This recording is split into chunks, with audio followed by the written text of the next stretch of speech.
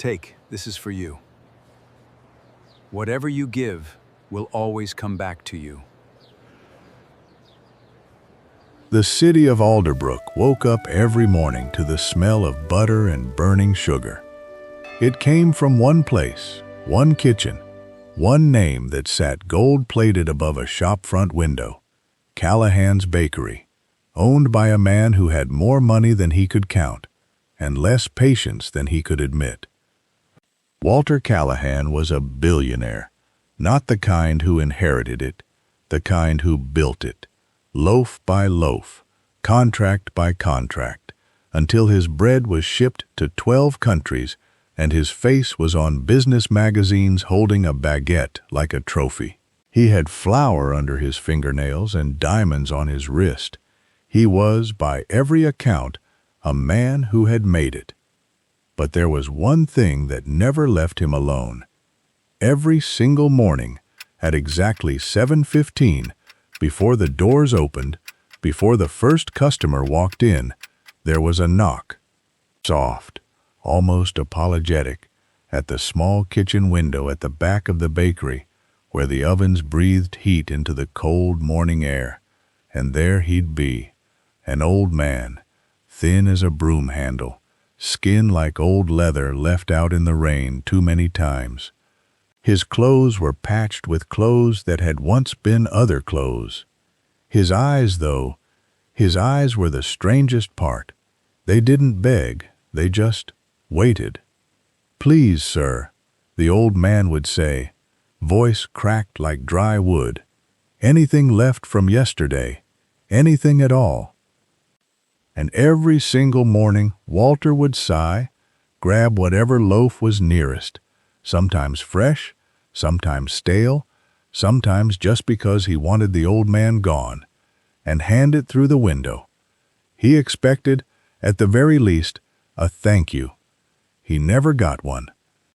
Instead, the old man would take the bread in both trembling hands, look Walter dead in the eyes, and say the same 6 words, in the same flat, unbothered tone: "Whatever you give will come to you." Then he'd turn and shuffle off down the road, disappearing past the bend, where the paved street turned into a dirt path leading toward the bush. At first, Walter laughed it off. "Crazy old fool," he muttered to his staff. "Probably says that to everyone who feeds him. Some beggar's superstition." But days became weeks, weeks became months, and the phrase began to eat at him in a way he couldn't explain. It wasn't gratitude. It wasn't even really acknowledgement. It felt, to Walter, like a judgment, like the old man was keeping some invisible ledger, and Walter's bread was just an entry in a book he'd never get to read. "Why can't he just say thank you?" he snapped one morning, slamming the window shut so hard the glass rattled. His head baker, a soft-spoken woman named Mrs. Sullivan, looked up from her dough. "Maybe that is his thank you, sir," she offered gently. "It doesn't sound like one," Walter said. "It sounds like a threat." Mrs. Sullivan said nothing more, but she watched her boss's jaw tighten every single morning after that, like a man carrying a stone in his shoe that he refused to remove. "Here's a question for you before we go further. Have you ever let a small offense grow so large in your mind that it started to feel like an enemy? Drop a comment below and tell me, what's a small thing that quietly used to make you angry until it became something bigger than it should have been? I want to hear your story. Now, back to Walter. It happened on a Thursday. Walter had not slept well. Business deals had soured overseas. A partner had betrayed him in a boardroom, and his own son hadn't called him in 3 weeks. He was a rich man drowning quietly in a life with no one in it, and somehow, in his tired, bitter mind, the one constant irritation, the one thing he could control, was the old beggar and his strange words. That night, Alone in the bakery long after the ovens had cooled and the staff had gone home, Walter stood in the dark kitchen with a small vial in his hand. He didn't buy it planning to use it. Not really. He told himself that, over and over, as if repetition could wash the intent from the act. It was rat poison, the kind meant for the storeroom where mice sometimes nested near the flour sacks. But somehow his hand found a fresh loaf. Somehow his fingers unscrewed the cap. Somehow, drop by drop, he pressed poison into the soft center of the bread, sealing it shut with the same careful hands that had built an empire. He told himself it was just to scare the old man off. Maybe just to make him sick enough to stop coming. Maybe. He didn't finish the thought. He wrapped the loaf in cloth, set it on the counter nearest the window, and went home, unable to look at his own reflection in the dark glass of the bakery door. The next morning came gray and quiet, the kind of morning that feels like it's holding its breath. 7:15 came. The knock came, soft as always. "Please, sir, anything left from yesterday?" Walter stood frozen behind the counter, staring at the wrapped loaf sitting just an arm's length away. His hand actually moved toward it. He could feel the shape of the excuse already forming in his mouth. "Here, this one's fresh." But as his fingers brushed the cloth, something happened that he could not explain, not then, and not for a long time after. He looked up, and the old man was looking at him. Not desperately, not pleadingly, just looking, like he already knew. Like those tired, sunken eyes had already seen straight through the cloth, through the bread, through the poison, through 30 years of Walter's hardened heart, and were simply waiting to see what kind of man stood on the other side of that window. Walter's hand trembled. He pulled it back. Without a word, he turned, grabbed the poisoned loaf, and walked to the back door. He stepped outside into the gray morning and threw it, hard, into the dumpster behind the bakery, where it landed among coffee grounds and eggshells and yesterday's trash, as if trying to bury not just the bread, but the version of himself that had made it. Then he walked back in, grabbed a warm, fresh loaf from the morning batch, one Mrs. Sullivan had just pulled from the oven, and handed it through the window. "Here," he said, his voice rougher than he meant it to be. The old man took it in both hands, the way he always did, and then, the way he always did, he looked up and said, "Whatever you give will come to you." Walter didn't slam the window this time. He just stood there, gripping the counter, feeling something crack open in his chest that he didn't have a name for. Anger, yes, old, familiar anger. But underneath it, for the first time, something that felt uncomfortably close to shame. He said nothing. He watched the old man turn and shuffle away, bread tucked under one arm, disappearing down the dirt path that led toward the bush, just like every morning before. He didn't know it yet, but that walk would change everything. The old man's name was Amos, though almost no one in Alderbrook had bothered to ask. He walked the same path every day, down past the paved road, onto the red dirt trail that cut through tall grass and thorn bushes, toward the small shack he called home at the edge of the forest. It was a long walk for a man his age, but it was the only way, and he had made peace with it long ago, the way he'd made peace with most of his hardships. The morning was unusually quiet. No birds, no wind, just the crunch of his sandals against dry earth, and the warm bread pressed against his side like a small, stubborn comfort. That's when he heard it. A groan, low, pained, coming from just beyond the bushes to his left. Amos stopped. His old heart, the one that had survived hunger, loss, and decades of being invisible to the world, still knew fear, but it also knew something stronger.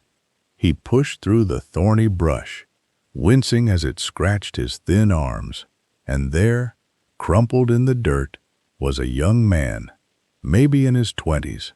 His shirt was torn and soaked through with blood. His face was swollen, one eye completely shut. His wrists bore the raw marks of rope freshly cut loose. "Help," the young man whispered, barely conscious. "Please." Robbers. It was clear immediately. The kind who preyed on travelers along the bush roads, took what they wanted, and left the rest to fate. Amos didn't hesitate. He knelt down, ignoring the ache in his own knees, and cradled the young man's head. "I'm here," he said softly. "You're not alone anymore." He had no phone, no money, no way to call for help. What he had was a warm loaf of bread and a small bottle of water tucked in his tattered bag, the only thing standing between this stranger and the darkness closing in around him. Without a second thought, Amos broke the bread and pressed a piece gently to the young man's lips. "Eat, my son, slowly." He tilted the water to his cracked lips next, murmuring encouragement with every small sip. Minutes passed. Color, slowly, painfully, began to return to the young man's face. His breathing steadied, his one good eye focused, blinking through pain and disbelief, on the old stranger kneeling beside him in the dirt. Why are you helping me?" the young man rasped. Amos smiled, a tired, gentle smile that had seen too much of the world to be surprised by cruelty anymore, and yet still chose kindness anyway. "Because someone has to," he said simply. "And because I believe whatever you give will come back to you." With what little strength remained between them, Amos helped the young man to his feet, letting him lean on his frail shoulder, step by aching step, until they reached the edge of the road where a passing cart driver spotted them and rushed to help. "Thank you," the young man whispered as he was lifted onto the cart. "Thank you, old man. I won't forget this. I don't even know your name." But Amos only patted his hand and stepped back into the grass, disappearing the way he always did, quietly, without needing to be remembered. The cart driver rushed the young man home to a large house at the edge of town, a house with high gates and a manicured garden, a house that clearly belonged to someone of means. The moment the gates opened, a man came running out, silver-haired, well-dressed, his face contorted in a fear that only a parent knows. Michael, the young man's father, Walter Callahan, nearly collapsed as he reached his son, pulling him into his arms so tightly it was as if he could physically hold the danger away, now that it had already passed. "What happened to you? Where have you been?" "I've called everyone." His voice cracked, tears streaming freely down a face the world only ever saw stern and composed. "Papa," Daniel whispered, wincing as his father's grip tightened around his bruised ribs. "I was attacked. Robbers, on the bush road. They took everything. I thought I was going to die out there." Walter's hands shook as he examined his son's wounds, horror and relief warring across his face. "Who helped you? How did you—" "An old man," Daniel said, his voice trembling with emotion now, not just pain. "A poor old man, Papa. He found me in the bush. He had nothing but a piece of bread and some water, and he gave it all to me. He carried me. He saved my life." Walter froze. "He didn't even know my name," Daniel continued, reaching into the torn pocket of his jacket. "He just gave. Look, I still have some of the bread left. I couldn't finish it." He held out the remaining piece, golden brown, soft despite everything, unmistakably shaped from the same oven, the same hands, the same recipe Walter had used every single morning for the past 15 years. Walter stared at it. The world seemed to tilt beneath his feet. He knew that bread, he knew that crust, that exact shade of gold, that particular fold at the edge that only his ovens produced. He had handed a loaf just like this one through his kitchen window that very morning. His mind raced backward, to the vial in his hand the night before, to the poisoned loaf sitting in the dustbin, to the moment his fingers had brushed the cloth, ready to hand murder through a window disguised as charity, to the old man's eyes waiting, watching, as if he already knew, to the moment Walter had turned away and thrown that poisoned bread into the dumpster and given a fresh, clean loaf instead. If he hadn't, if he had given the old man the poisoned bread that morning, the one meant to silence a beggar's strange words forever, that same bread would have ended up here, in his own son's trembling, grateful hands, feeding him, saving him, killing him. Walter's knees gave out.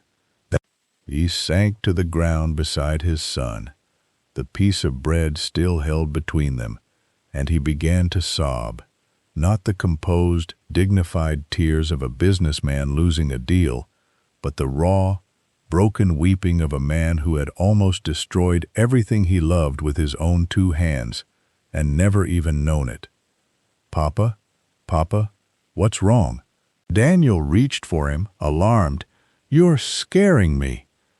Walter could barely speak through the tears. I almost... He couldn't finish the sentence. He didn't need to. He simply pulled his son into his arms again, holding him the way he should have held him every day for the past 3 weeks of silence between them, and wept into his shoulder. "Whatever you give will come to you," he whispered, finally understanding, finally hearing it, not as a threat, not as an old man's strange superstition, but as the truest sentence anyone had ever spoken to him. He had almost given poison.